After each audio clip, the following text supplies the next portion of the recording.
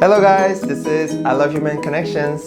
I love human connections. How are you? Today I'll be talking about some ways to secure job interviews in the government sector. Before I get into it, some of you have asked me about residence status requirements for working in the government sector. You need to be a permanent resident, having a green card to work for a city, county, or a state. And you need a citizenship to work for federal organizations. And some government sections, they require to have citizenship where security is fully enforced.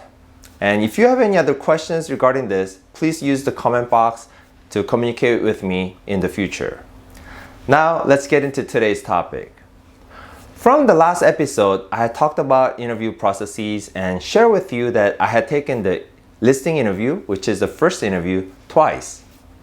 I had utilized two different ways of securing the listing interview. First one was through using the government websites, job postings, submitting applications to wherever I seem somewhat capable.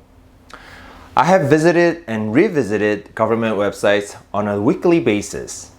I didn't want to miss any opportunities that I might qualify for. Some of my colleagues, after I got hired, they told me they had visited the websites more than once a day. It might be an overkill. I think once a week will be adequate. It will be a tedious work and very laborious. Although it is, just remember, as long as you go through this journey and you get hired, you will be set for life. Now, let's talk about another way to secure the listing interview. I want to put some stress on this and ask you to consider this as an option, seriously. It's on-campus interview. I have learned that some of the government agencies, they reach out to students and offer on-campus interviews. In my personal opinion, on-campus interview is somewhat flexible. And think about it. On-campus interview happens in the career center in the university. And then the listing interview that you secure through the website, it happens in the personnel's office where there are no windows. I strongly encourage you to think of this as your option and pursue another education through the university. I advise you to contact Cal State universities and any other universities around your location to check what government agencies make their recruitments on campus.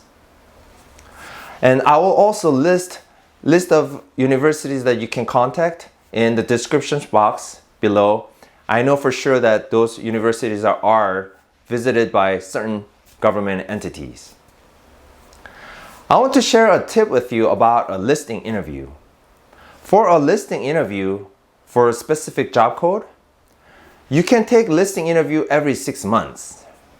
And if you can qualify for another job code, you can take the listing interview for that job code as well.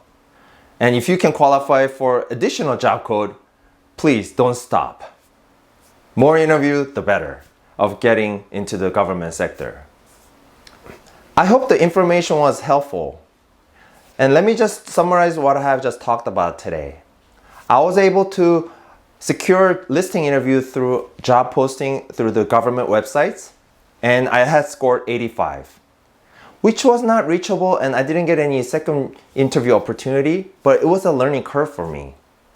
And another way that I was able to secure the listing interview was through the campus interview. And I had scored 95, and I got numerous calls for a second interview opportunity, which is actual job position interview. Now is the time to secure job interview and get your name listed. In the next episode, I'll talk about some other tips that could help you go through this process and actual tips that could help you prepare for an interview. If you have any questions about my content today, please use the comment box below to communicate with me. And thank you for watching, and I'll see you again. I love human connections. I love human connections.